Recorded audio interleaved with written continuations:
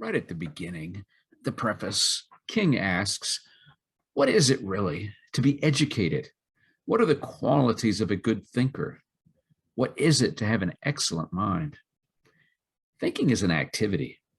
Think of some other activities, say driving or eating. Considering these activities, is there such a thing as doing them well? Can a person be a good driver, a good eater? What are the qualities that make for goodness in each of these activities? Let's say one of my friends says, I'm a good driver. Could that claim be true? Could it be false? Are there other dimensions of evaluation that could be relevant? Let's start with the possibility of truth.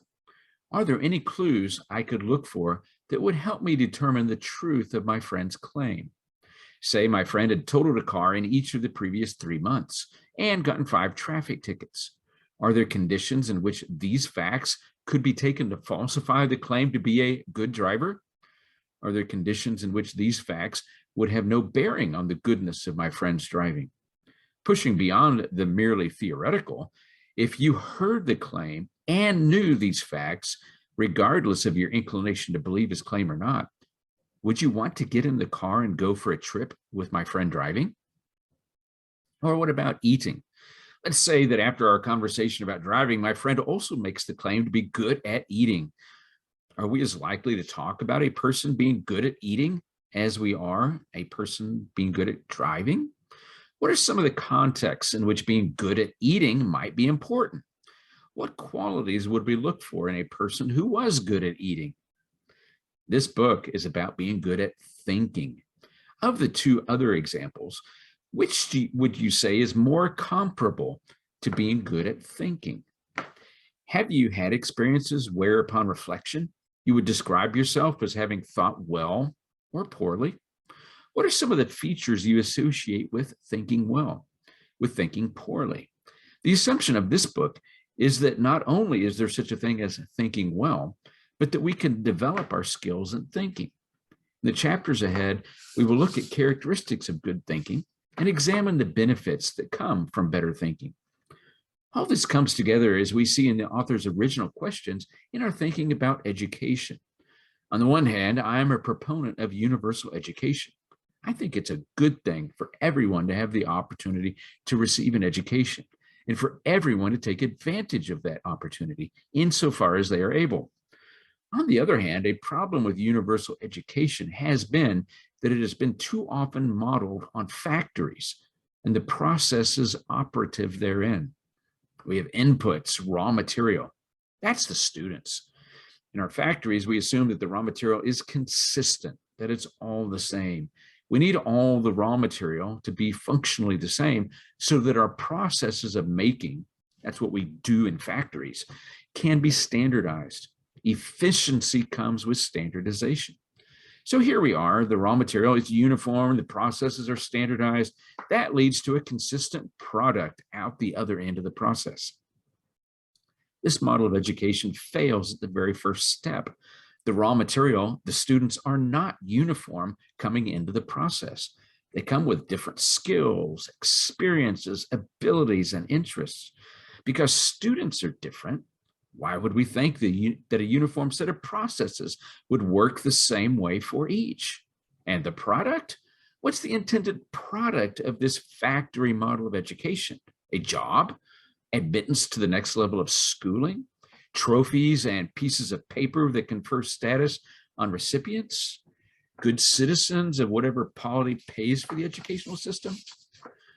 What has been your experience of education thus far? Have you ever felt treated like raw material in a factory process? Do you want to be spit out the other end as a finished product? Have you been an active participant in the learning process, not only as one who has to learn, but as one engaged in conversations about what it is you will learn, what skills you may develop? On the same page, King mentions another phenomenon I have mourned, the tendency of students to forget what they learned. I don't have to go any farther than my own education to see this forgetting at work. I suspect that I've forgotten much, if not most, of what I've learned in school over the years. I also suspect that I forgot a fair amount of it nearly immediately after my final regurgitation on an exam or in a paper. Sometimes I've been jaded about modern education when I consider this. We laud the practice of doing assessments, yet I'm dubious about what they tell us. In one institution where I taught, our course assessments were based on student responses to embedded questions on a multiple choice tests. Say there are 50 questions in the final exam. 10 of those would be the special questions that would count toward the final assessment. If students answered those questions correctly, the assessment was assumed to have told us that the course fulfilled its objectives and that student learning has been demonstrated. I could never bring myself to believe it. My hope is that through our engagement with this book, we will be able to sharpen our thinking skills. We'll become better thinkers. Yeah, you'll see some questions on a final exam. The system expects the class to produce grades. So we'll have those. But we'll see more clearly how we're doing in the essay you write and in your engagement in the discussion board. On page 10, Roman numeral 10 in the preface, we see there is also an affective dimension we're trying to inculcate. King writes, I wanted my students to care deeply about truth, knowledge, and understanding, and to care about these for more than just their practical benefits. I wanted students to become engaged in a lifelong effort to get, keep, and share knowledge. I wanted them to be the kind of people who do these things consistently as an expression of who they are. We think easily about education imparting knowledge and skills, but are we accustomed to thinking of it imparting desires? What do you think of these aspirations King has for his students? How would you feel about your teachers having similar aspirations for you? At the end of the preface, King suggests an exercise. He says to answer for yourself. What is it to have an excellent mind? What traits must an excellent thinker possess? What are the traits of a really bad thinker?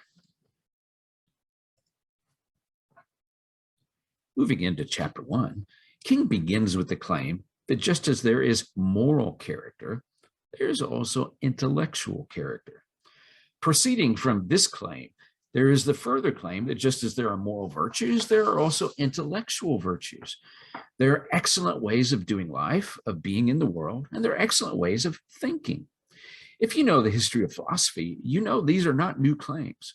At least as far back as Aristotle's Nicomachean Ethics, written in the 4th century BC, we find the distinction between moral and intellectual virtues. He describes the quest for intellectual virtue, the quest we're pursuing in this book, as discovering what it is to have an excellent mind, a mind that is curious, careful, self-reliant, humble, confident, honest, persevering, courageous, open, firm, fair, and charitable. Are any of these qualities that you readily identify as qualities of mind that you desire? Any in this list that surprise you?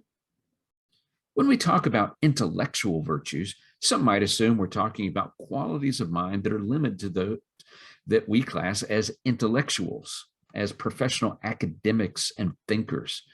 King, however, believes that these virtues are for everyone and valuable for everyone. I agree with him on that. These are valuable for us as individuals in most of our professions and in our life together in the institutions and groups we inhabit. Just imagine how different our country, even our world, could be if these intellectual virtues were more prominently displayed in our lives. There is, King argues, a strong connection between moral and intellectual virtues. If we are morally virtuous, we will want to increase our intellectual virtuosity. If we are intellectually virtuous, our capacity for moral excellence will be increased. There is a connection between what we believe associated with intellectual virtues and what we do associated with moral virtues. The relationship is dialectical. It runs both directions. On page 5, King says the pursuit of intellectual virtues is central to several things we care about. These virtues are for everyone who wants to seek and find success. to act lovingly, to enjoy better relationships, to be well educated, and not least, to find good answers to important questions. What do you think of King's claim? Do you find it believable? Do you find it convincing? King turns to consider how thinking well can contribute to success. He says that we'll need to think wisely about what's worth wanting and carefully about how to achieve it. Along the way, we'll need to think with perseverance. My definition of ethics is the inquiry into the nature of the good life and how to achieve it. I can make the connection between this definition and what King says about the connection between thinking well and success. His assumption, an assumption I share, is that some things are worth wanting and some things are not worth wanting. Some things are worth wanting, but not as much as other things are worth wanting. The better my thinking processes, the more likely I will be able to discern the value of what is available to want. Poor thinking can get me wanting things that I should not only not want, but things that are unattainable. I could waste my time and resources, even my life, dwelling on wanting things I cannot attain. King also makes a claim that loving actions often require careful thought. As I write this, Valentine's Day is just a week and a half in the past. In theory, Valentine's Day is a day with connections to loving actions. What loving actions are appropriate? Under what conditions?